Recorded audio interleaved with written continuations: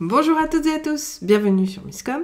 Pour ceux qui me découvriraient, je suis Claire Négrier, révélatrice de personnalité d'entreprise. Depuis plus de 12 ans, j'accompagne TPE, PME, indépendants ou entreprises dans leur communication et leur marketing, de la création de leur support, de la stratégie plutôt, à la création de leur support, en passant par la formation. Cette semaine sur Misscom, j'ai décidé d'aborder le thème du flyer parce que sur la période de rentrée, il y a une petite recrudescence de ce type de support utilisé par les entreprises. Donc comme c'est assez au goût du jour, j'ai envie de vous proposer cette thématique pour cette semaine. Donc on a vu le côté stratégique lundi, le côté plutôt application et comment ça se passe et surtout réglementation mardi.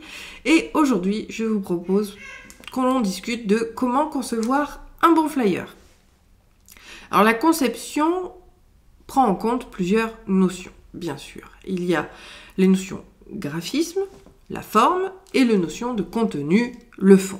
Ça reste quelque chose d'indispensable et d'indissociable. C'est quand même quelque chose qu'il faut garder en tête.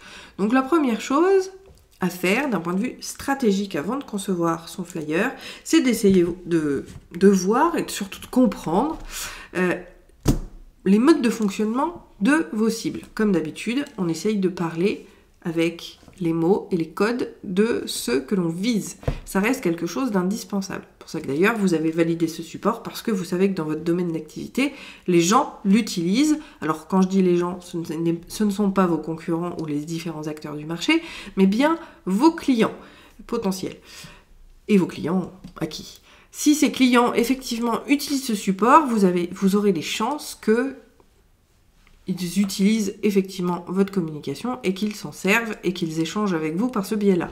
Si votre cible n'utilise jamais et ne récupère jamais de flyers, si c'est pas dans le marché, pour ça que sans regarder les concurrents, en général, on sait quel type de support de communication va marcher. Alors, on a aussi la possibilité éventuellement de tenter l'expérience, mais voilà, disons que par rapport à nos émissions de cette semaine, c'est quelque chose d'acquis et qui va être utile et utilisé sur votre marché, on va dire que c'est validé. Dans ce cas-là, effectivement, il va falloir rentrer dans la stratégie du flyer. Là encore, je vous parle de flyer plus en termes de format, puisque on n'est plus sur de l'information institutionnelle type plaquette à taille réduite, et pas le flyer événementiel comme celui qu'on nous distribuait dans la rue il y a encore 15 ans de ça. Malgré tout, il faut quand même rentrer dans ces codes-là. Donc le premier point, c'est de vérifier que ce soit bien applicable. Deuxième point, je vous renvoie sur le live de mardi, vérifier au niveau de la législation que ce soit OK. Et puis si jamais c'est sur la voie publique, si c'est pas sur la voie publique, on est bon puisqu'on revient sur du support institutionnel plus classique. Une fois que ces points sont effectivement verrouillés, ça rentre quand même dans le comment concevoir un flyer. Il faut aussi penser à sa possibilité avant même de le construire. Passons maintenant effectivement à sa conception. Donc comme vous pourrez vous en douter, il y a deux axes, le point de vue graphique et le point de vue contenu rédactionnel. L'un ne va pas sans l'autre. Ça reste indispensable et indissociable. C'est pour ça que quand on dit oui mais il faut d'abord bosser le fond avant la forme, je ne suis absolument pas d'accord, quel que soit le support de communication, parce que selon le contenu, la forme va être différente. Donc là aussi, il faut impérativement vérifier ce que vous allez dire et ce que vous pouvez mettre en place. Donc graphiquement, qu'est-ce que ça veut dire? Si on a une charte graphique, c'est de bien pouvoir la reprendre, de créer un format qui va être adapté à notre charte graphique, parce que tous les formats, notamment le flyer, ne s'adaptent pas à certaines chartes graphiques. Moi je vois par exemple mon client, non j'ai pas de plaquette sous la main, dommage, puisqu'on a des graphismes en vague, on va dire, le flyer risquerait d'être grignoté par rapport à ces idées-là de graphisme, donc on essaye d'adapter ou pas. Et donc là, c'est l'étude de faisabilité. Malgré tout, il y a une adaptation graphique à faire. Il faut aussi, donc les points chauds vis-à-vis du graphisme, les couleurs. On essaye de ne pas noyer, l'idée c'est de ne pas être harlequin, on n'a pas plus de deux couleurs différentes. Si on met une image de fond, on garde une couleur qui va soit être à l'opposé, soit être dans le même ton que l'image concernée. On ne met bien évidemment pas plus d'une seule image sur un flyer, ça ne sert absolument à rien, ça va noyer. Pour rappel d'ailleurs, en termes d'image, il faut toujours que ça étaye votre message. Vous voyez, on est encore dans l'indissociation entre forme et fond. Si vous utilisez des images, c'est parce que ça donne un poids supplémentaire à votre contenu. Si c'est juste pour faire joli, ça ne sert à rien.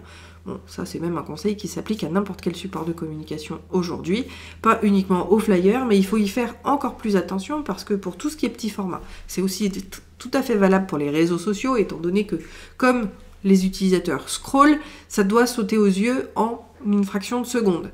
Vous serez jugé sur cette fraction de seconde-là. Si jamais c'est pas percutant, c'est pas pertinent, les gens passent à autre chose. Les gens vous jettent le flyer ou continuent de scroller sans s'arrêter sur votre publication. Donc, le principe, c'est de toujours être cohérent avec son contenu et de ne donner qu'un signal visuel pour ne pas perdre le lecteur. Donc si on utilise une image, on garde aussi les aspects graphiques, on garde des couleurs qui vont soit trancher, soit se fondre vis-à-vis du ton de l'image pour rester cohérent. Voilà, encore une fois, le flyer, étant donné qu'on ne va pas pouvoir mettre beaucoup d'informations vis-à-vis de sa taille réduite, je vous invite vraiment à réfléchir sur, si on utilise un flyer, on reste vraiment sur le fond, on divise en deux ce format-là et on met le contenu que sur ce qui est visible. Vous voyez, là encore, contenu et forme sont indissociables. Si je décide de mettre un aplat de couleurs, il faut que mon texte il aille dessus, parce que si je mets une image, il faut qu'elle reste lisible et visible. Donc on a parlé des couleurs. Graphiquement, il faut aussi voir par rapport aux typos. D'accord ? On arrête là encore tout ce qui va paraître cheap et non professionnel, c'est quand vous utilisez des typos comme nous on utilisait quand on était gosse ou ado. On va aller sur des typos qui sont professionnels. C'est pour ça que votre charte graphique doit être indispensable et doit être bien réalisé en amont de la création de ces supports de communication-là pour savoir où vous allez et comment vous allez faire les choses, d'accord ? On hiérarchise l'information par rapport à la typographie, là encore, c'est-à-dire qu'on va pouvoir jouer sur le gras, la taille, l'espacement également des caractères, voir la différence, comme je vous l'ai dit, on n'a pas plus de 2 typos non plus sur ce support-là, sinon ça ne va pas, ce n'est pas lisible. Encore une fois, on est dans un souci de clarté. Il faut que l'information passe le plus vite possible, puisque en une fraction de seconde, la personne doit savoir de quoi il retourne sur un petit format tel que celui-là. Donc, encore une fois, par rapport au graphisme, on reste sur des couleurs.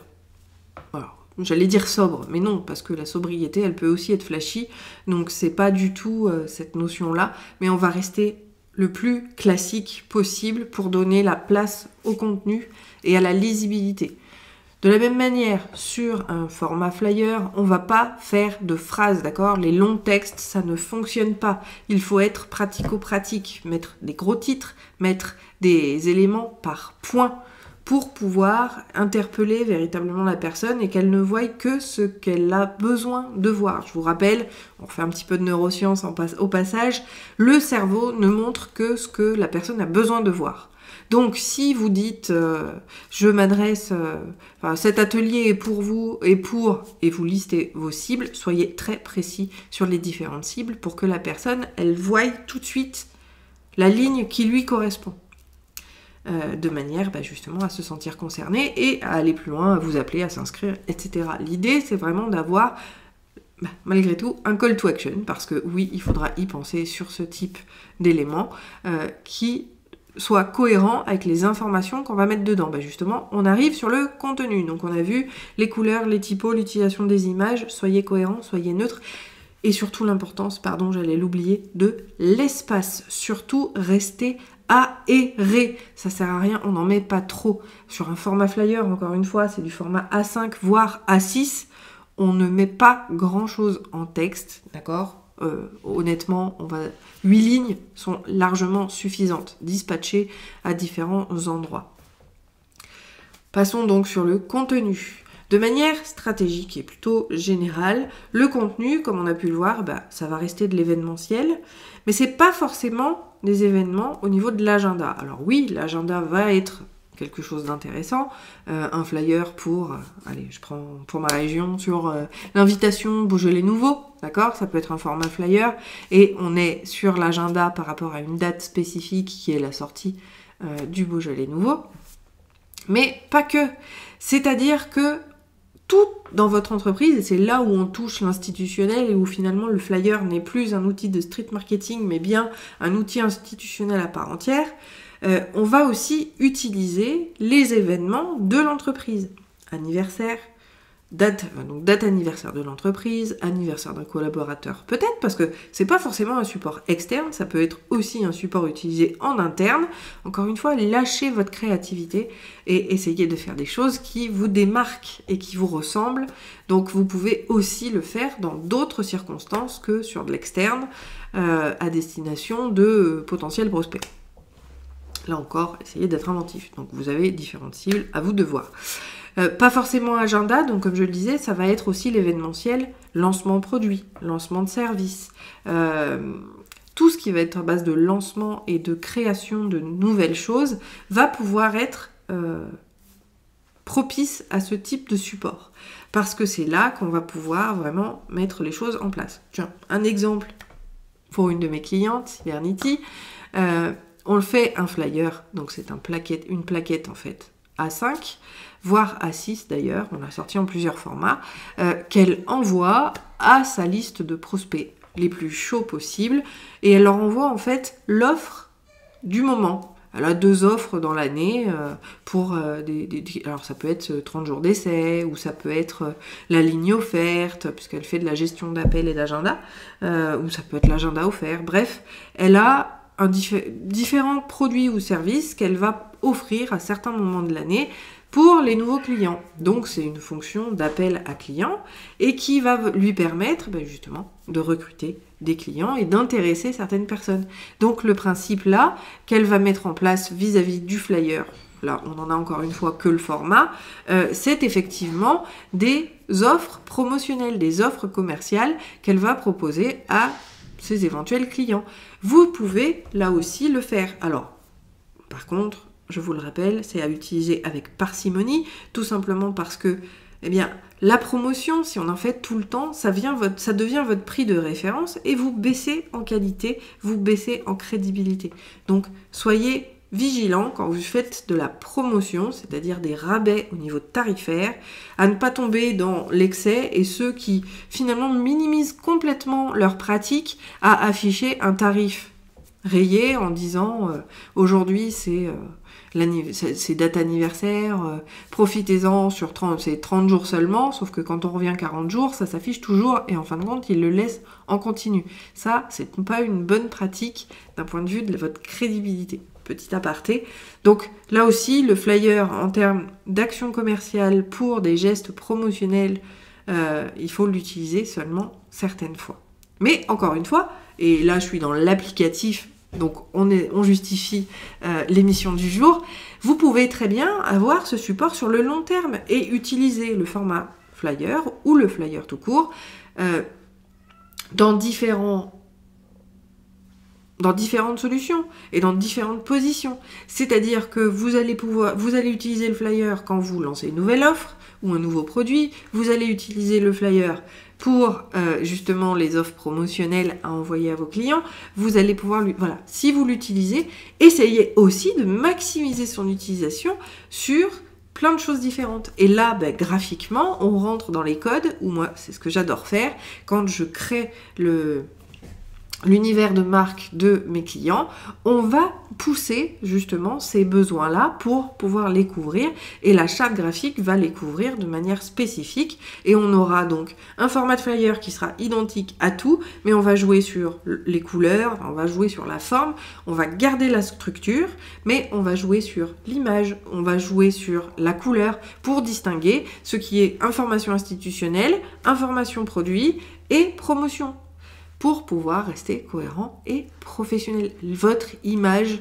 est la première chose que les gens vont juger et sur lesquelles ils vont s'appuyer pour faire leur choix. Donc il faut impérativement que pour concevoir votre flyer ou quelque support que ce soit, vous soyez absolument qualitatif. C'est pour ça qu'il est essentiel de les préparer quand même en amont. On gagne beaucoup de temps.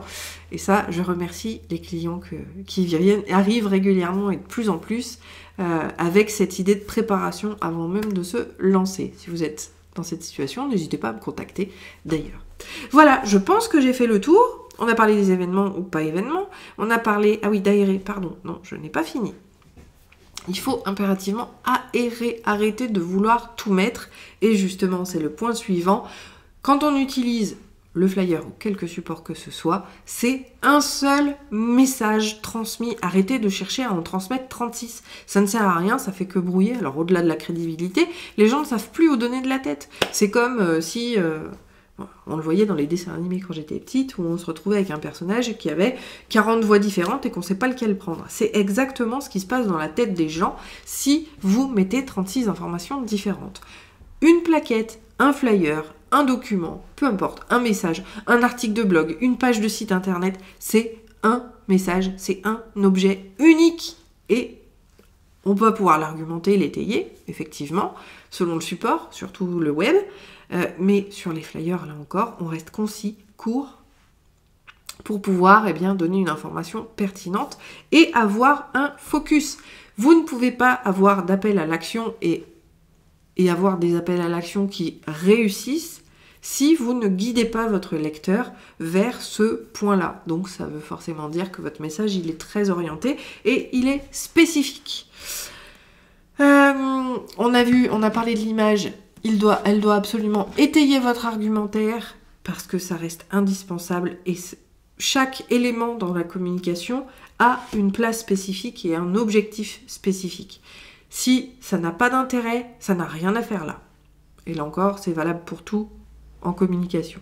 Et enfin, parce qu'il y en a certains qui l'oublient, donc pour vous, surtout, rappelez-vous, c'est aussi un outil de contact. Donc, n'oubliez surtout pas de mettre vos coordonnées sur cet élément.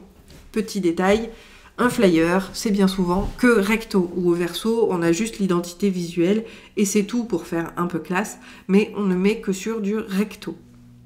Si vous êtes sur des plaquettes, parce que j'en fais, une plaquette format A5, là on va pouvoir faire recto-verso, mais sa distribution et les points de contact de ce type de plaquette se fait en général en one-to-one, en face-à-face, donc on va manipuler l'outil pour pouvoir le montrer, ce qui fait que la personne va le manipuler aussi. Si on est sur une utilisation de flyer sans rencontrer les gens, pensez à ne mettre qu'un recto. Vous pouvez là encore au verso remettre juste votre identité, remettre les lignes obligatoires du flyer, pourquoi pas, et surtout vos lignes de contact dessus pour avoir comme une plaquette, comme la dernière de couve d'une plaquette, souvent c'est ça. Mais ne mettez l'information que sur un recto parce que les gens n'ont absolument pas le réflexe de regarder le verso, donc c'est une information qui sera perdue. Ça ne sert absolument à rien. Mais pensez surtout à mettre vos infos de contact dessus. Voilà, vous êtes parés pour avoir un outil de communication efficace qui devrait normalement fonctionner si vous avez bien évidemment suivi les analyses préalables avant de lancer ce support. Si vous avez des questions, n'hésitez pas à les mettre en commentaire. Et puis si vous avez surtout des témoignages, comment est-ce que vous utilisez ce support? Est-ce que vous avez déjà de l'expérience là-dessus? Quelle a été votre impression? Quels ont été les retours vis-à-vis de cette utilisation? Partagez votre expérience, on est là pour échanger ensemble et pour nourrir cette communauté grandissante. Je vous remercie, que ce soit sur Facebook ou sur YouTube, vous êtes toujours de plus en plus nombreux à me suivre et à regarder les vidéos. Donc on est là aussi pour échanger et pour vous faire évoluer. Et puis moi aussi, je n'ai absolument pas la science infuse et j'ai des idées qui me viennent parce que vous me donnez vos situations. Donc faisons évoluer les choses ensemble, partagez votre expérience en commentaire. Et si vous êtes trop timide, vous pouvez toujours m'écrire en message privé sur Facebook ou à claire@miscom.fr par email pour partager votre expérience. Je vous souhaite une très bonne journée, un très bon appétit. On se retrouve demain pour le Claire part en live sur Facebook. Le principe, c'est que je réponds à toutes vos questions sans thème particulier en direct. Et on se retrouve lundi pour une nouvelle thématique sur YouTube. Je vous embrasse et je vous dis à bientôt. Bye!